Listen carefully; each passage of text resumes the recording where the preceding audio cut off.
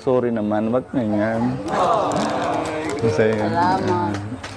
Sorry man po. Ayun, shoutout guys. Muli po, welcome to my YouTube channel. Ito po si Kuya July, ang inyong katugang, ang inyong kalingap na muling babati po sa inyo ng magandang araw, magandang gabi. Saang panig man po tayo ng mundo naroon. At sa araw nito, panibagong vlog po tayo. Bagamat ito po ay content na nakakalungkot. Dahil sa inyong kaalaman ho, si Kuya Robin ho ay pumanaw na. Kaya paalam kay Kuya Robin. So sa pagkakataong ito, isi-share ho natin yung mga naging dahilan kung ano nga ba ang ikinamatay ni Kuya Robin. At saka siyempre ho, alalahanin ho natin yung mga magagandang araw ni Kuya Robin, paano siya natulungan ng Team Kalingap, naging okay po sila lahat, pati yung pamilya nila. Kaso nga lang ho, umabot sa pagkakataon na si Kuya Robin ay namaalam na. So pag-usapan po natin yan maya-maya ng konti. Pero bago po yun, konting paalala po si Kuya July. Baka sakaling meron pa po ditong hindi nakasubscribe sa ating YouTube channel, huwag natin kalimutan kung ito. So ngayon po, tuloy na tayo. Pag-usapan na po natin itong nakakalungkot po na balita. Dahil nga po kagabi, in-announce na po ni Kuya Bal Santos Matubang na si Kuya Robin ho ay pumanaw na. Bagamat kahapon ho, may vlog si Kuya Bal na sinabi niya na tinalian si Kuya Robin dahil nga raw po parang siya, nagwawala di umano.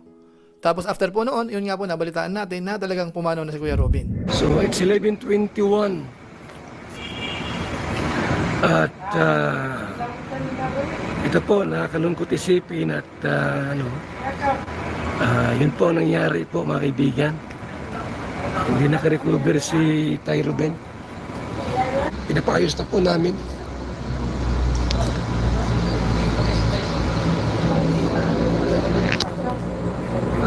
June 2 at 11, 10 or 15 ang nangyari po. Nakakalungkot naman isipin pero talagang yan ang buhay po ng tao. Kaya masasabi po natin sa ngayon, sa mga viewers natin, nakakalungkot man po ang balita, kailangan po nating tanggapin. Lalo na po yung part po ng kanyang pamilya, si Ate Pia, na kung saan nasa ospital din po, tapos yung kanyang mga anak. So, nandiyan naman po ang Kalingap kahit paano ho. Nakasuporta po yan, kagaya ho nung pag-support ho, nung pangangailangan ho dito sa ospital.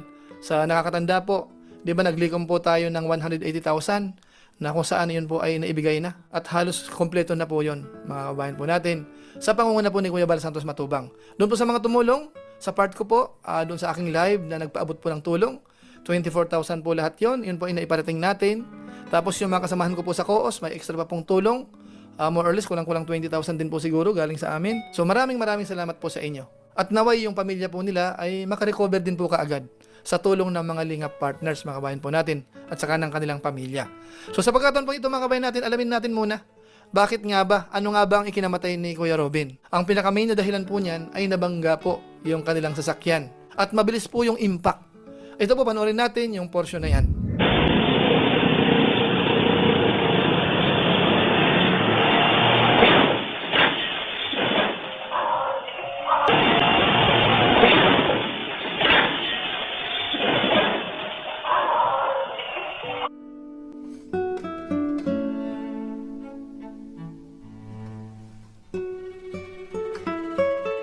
Durog, wasak.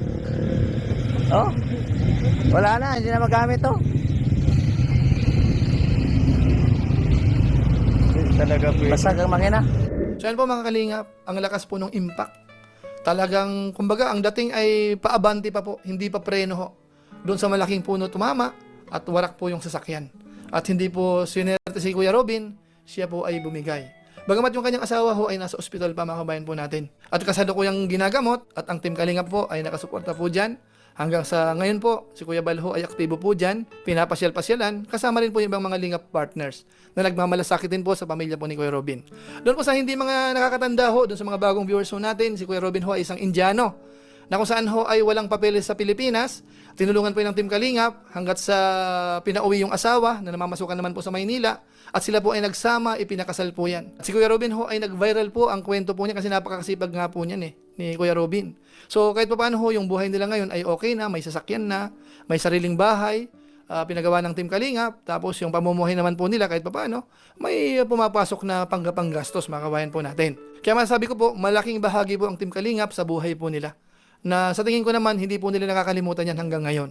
Kaya si Kuya Bal ho ay patuloy din po nagsusupport sa kanya. Kaso nga lang ho, umabot sa ganitong punto na talagang namaalam si Kuya Robin na marapat nating tanggapin po sa lahat po ng relatives ni Kuya Robin, mga nakakilala sa kanya. So kailangan din po nating mag-adjust ho talaga.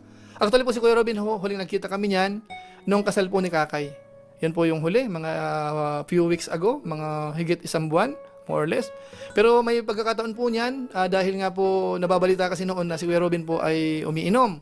At tayo po ay nag-advise sa kanya at sabi niya naman, nag-stop na po siya. At yung patungkol po sa sakyan, napag-usapan namin yan, tinanong ko yan dati, ano ba kako yung sakyan mo, kailangan or hindi? Kasi pwede ka naman kakong magmotor-motor na lang, kasi mahirap mag-maintain ng sasakyan, yung hulog po niyan. Sabi niya, kailangan daw po. Kaso nga lang ho, yun din po ang isa sa dahilan kung bakit po siya namatay. Dahil nga po sa aksidente. So yun lang po muna siguro ang ating update patungkol po kay Kuya Robin. Pero bago po tayo mag-end, isingit ko po yung magagandang alaala po ni Kuya Robin dito po sa Team Kalingap, pati po yung sa kasal nila noon. Masaya po ang pamilya. Ito po yun. Kumusta naman po ang mga bata? Anong trabaho nila? Ano lang, aral lang po sila na yun. Aral lang, ay trabaho na pati. Naaral man sila. Nag-grade 5 Kumusta sila? naman Nag-aaral po ano. sila? Oo naman. Okay, good Medyo naman matalino na po. Maganda naman. Paano po yung ano nyo, yung panggastos sa araw-araw sa mga anak nyo? May pinapadalan po kayo ni... Opo. ano? Pinapadara naman yung misis ko kung magkano naman halos. Kung mapadara siya ng 1-2. Parang tiles na rin kalinis. Ito palang ginagawa mo kay Robin araw-araw. Opo, ganyan lang. Hindi ko alam kung ilang beses na ako ng trapo. Tuloy-tuloy po ang ating tulong sa Indian foreigner na sina Tatay Robin at ang kanyang pamilya. Mula sa mga pagkain, kagamitan, maging sa kanilang bahay at pati na rin sa pag-asikaso ng kanyang papeles dito sa Pilipinas. Babae, masama lumag ako. Titingnan ko. Grabe nga. Kaya wag mo vlog yun ha. Kasi baka mo manonood yan, hindi ako mapauwi. Sana magtampo Sorry, pwede ba? Sana magtampo Pwede ba? Sorry naman. Hindi ko alam may kasalanan ako o hindi, pero sorry naman. Ba't ganyan? Kasi, sorry naman. Sorry. Celebration, palakpakan po natin no other than Mr. Runtara! Oh.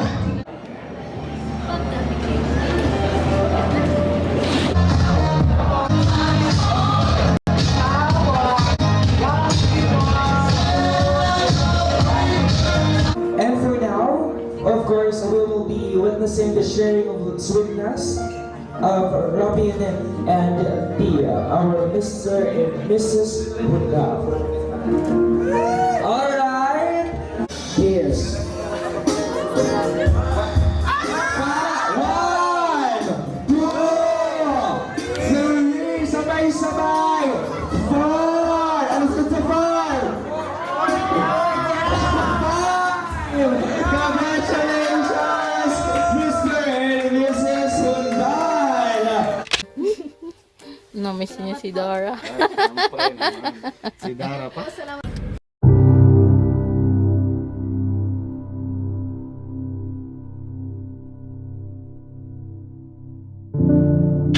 So yan po mga kababayan po natin, mga kalingap. Yan po ang ilan sa masasayang alaala po ni Kuya Robin na nakilala ho natin, napanood po natin sa pamamagitan po ng mga vlog po ng Team Kalingap. So masasabi lang po natin, paalam Kuya Robin.